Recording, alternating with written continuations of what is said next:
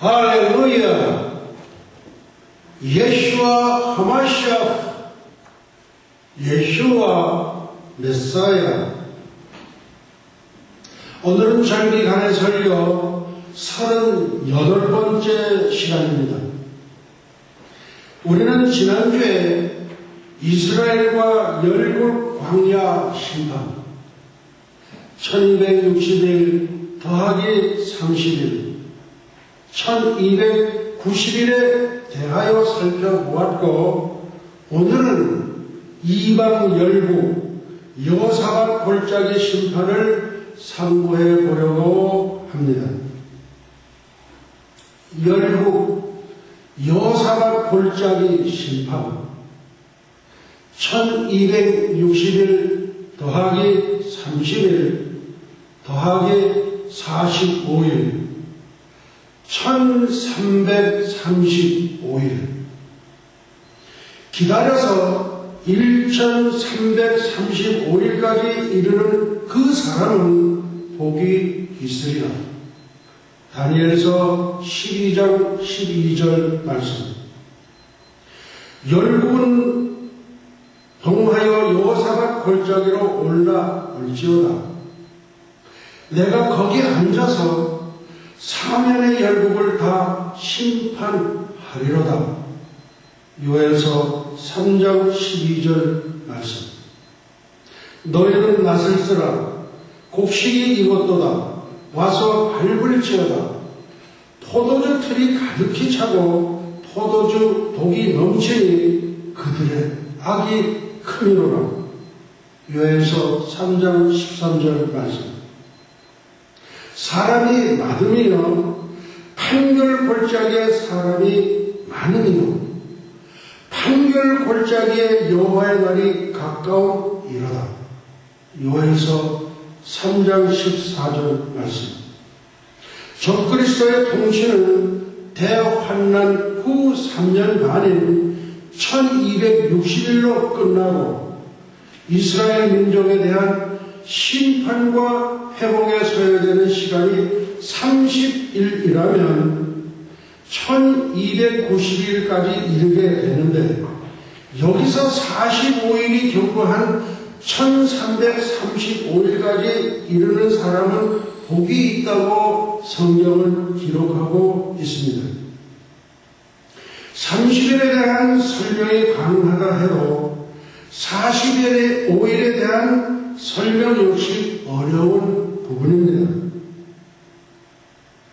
이것은 주님께서 재림하셔서 예루살렘 다윗의 보좌에 앉으셔서 천년 왕국을 다스릴 때까지 75일이 경과함을 나타내는 것인데, 45일 동안 무엇을 할 것인가 하는 것은 추론할 수밖에 없습니다.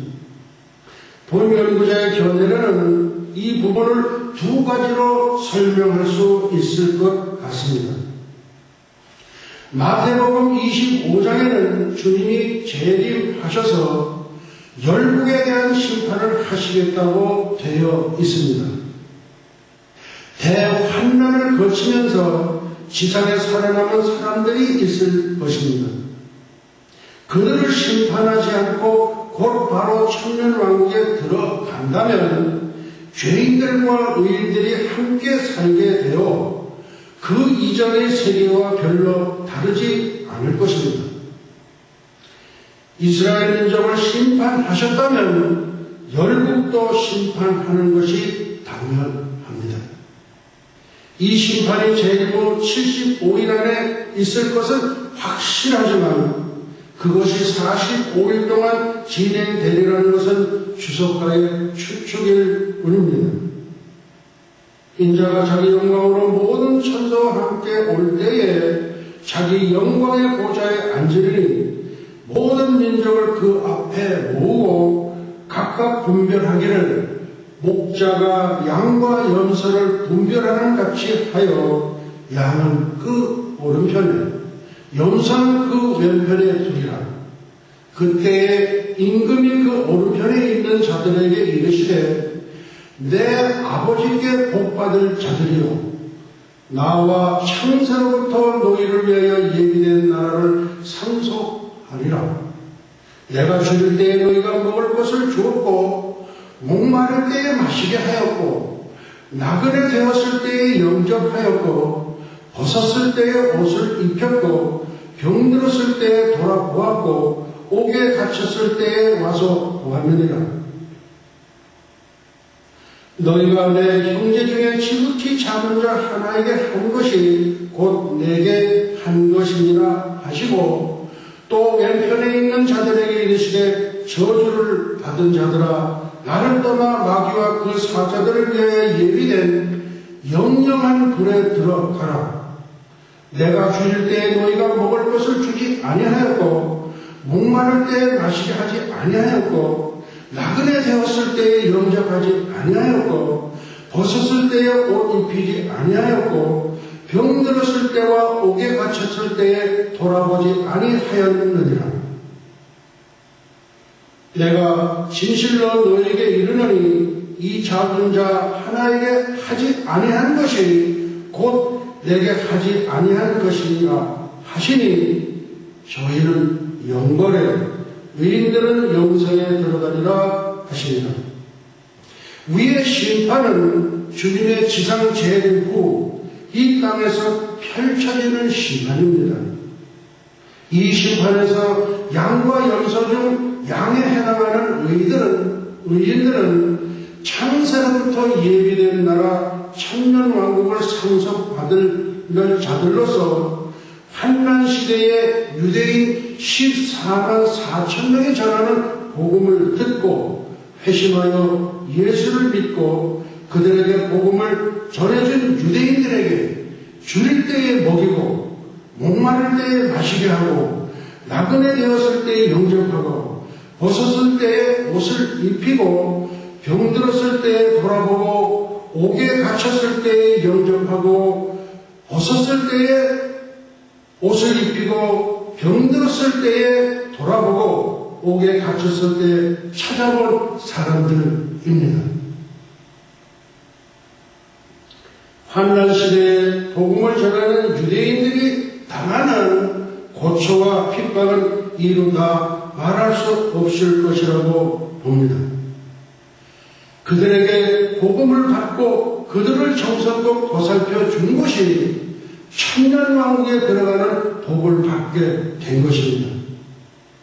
짐승의 우상에 절하지 않고 짐승의 표를 받지 않은 사람들은 거의 순교하게 되는데 어떻게 이들이 무사히 환난을 통과했는지 의문이 들기도 하지만 이들은 짐승의 표를 받지도 않았고 짐승의 우상에게도 절하지 않고 신앙의 지조를 지키며 복음 전하는 자들과 함께 고난을 받고 살아남은 자들입니다. 많은 사람들이 환난 시대에 죽임을 당하지만 이들은 하나님의 특별한 보살핌 가운데 이방인으로서 육체를 가지고 천년왕국에 천명하여 자식을 생산함으로써 천년왕국 2세대를 준비할 자들인 것입니다.